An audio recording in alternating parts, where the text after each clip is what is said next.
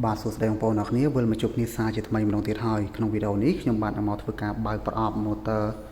បូមធ្លី Makita ដែលដំណើរការដោយថ្មប្រភេទ 12V បាទនេះថ្ម 12V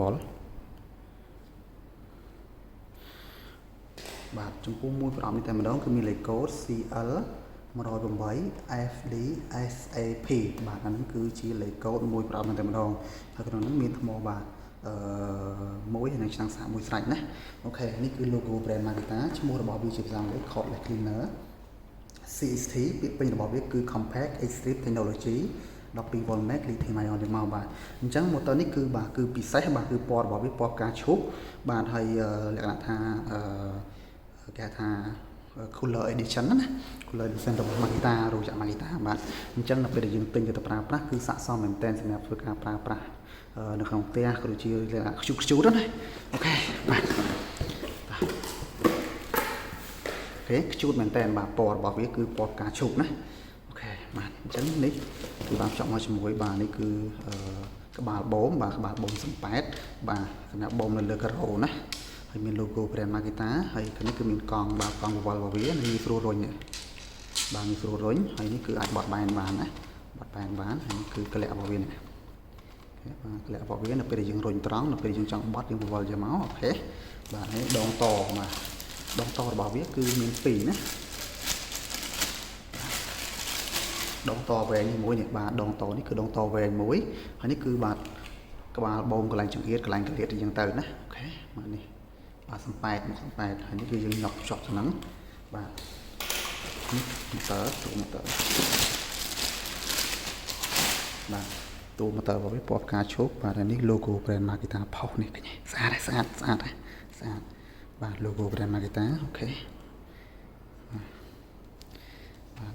អូខេនេះ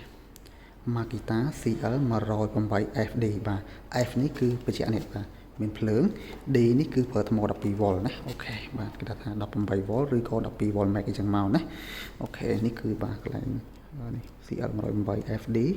ជើងបាទភ្ជាប់ច្រំបងឧទាហរណ៍ខ្ញុំដាក់ថ្មចូលនេះថ្មដាក់ចូលមកណាអូខេបាទ logo brand Makita បាទមានប៊ូតុងបាទបិទប៊ូតុងបើកបាទ3លេខណាអូខេ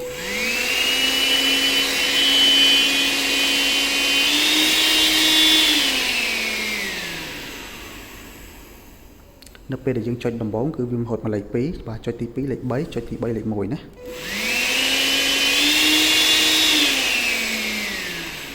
អូខេបាទអញ្ចឹងយើងបាទនៅពេលដែលយើងមួលចាក់សម្រាមចោលណានេះនៅពេលយើងបូមហើយវានៅអញ្ចឹង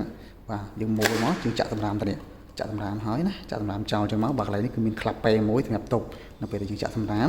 ហើយកន្លែងនេះគឺបាទគឺហៅថានេះដល់យើងអាចសម្អាតចឹងទៅបោកគក់យើងទៅបាទធ្វើការលាងស្អាតហើយយើងហាយស្ងួតដាក់ចូលវិញមកបាទដាក់ចូលតាមកលឹះវាណាវាមានកលឹះរបស់វានេះបាទមួយចូលកលឹះវាមកបាទជាប់ហើយនេះបាទដាក់ចូលវិញមកនេះ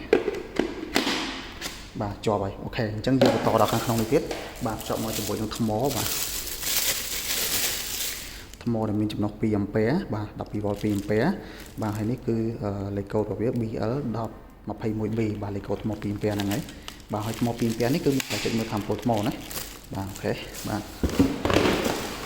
ហើយឆ្នាំងសាកដែលអូនេះពិសេសណាបាទឆ្នាំងសាកដែលភ្ជាប់មកជាមួយគឺជាប្រភេទ fast charge នេះបាទឆ្នាំងសាកនេះសាកលឿនណាបាទគឺមានលេខកូដ DC10SB DC10SB បាទមានរត់លង្ហើស្អំខប់ថ្មនៅពេលដែលភ្លើងពណ៌បៃតងនេះគឺបានន័យថាថ្មពេញណាអូខេ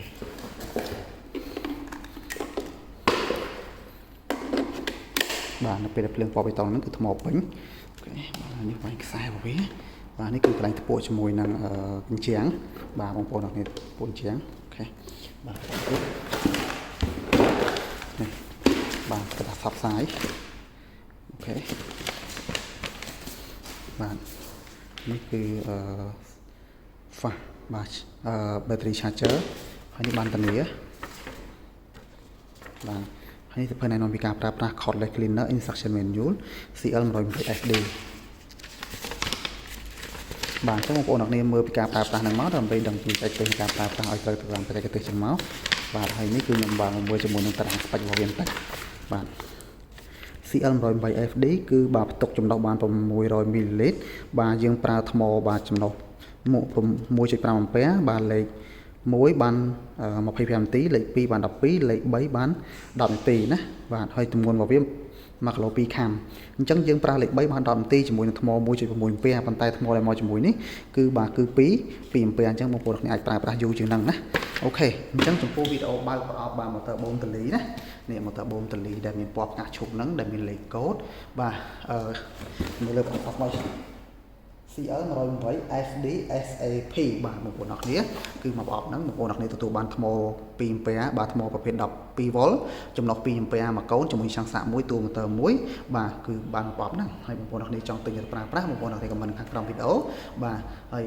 ចង់ដឹងតម្លៃចង់ដឹងពីបច្ចេកទេសផ្សេងៗបាទខមមិនមកណាបាទហើយឬក៏តាក់ទងលេខទូរស័ព្ទមកបាទអរគុណច្រើនបងប្អូនអរគ្នាបាយបាយ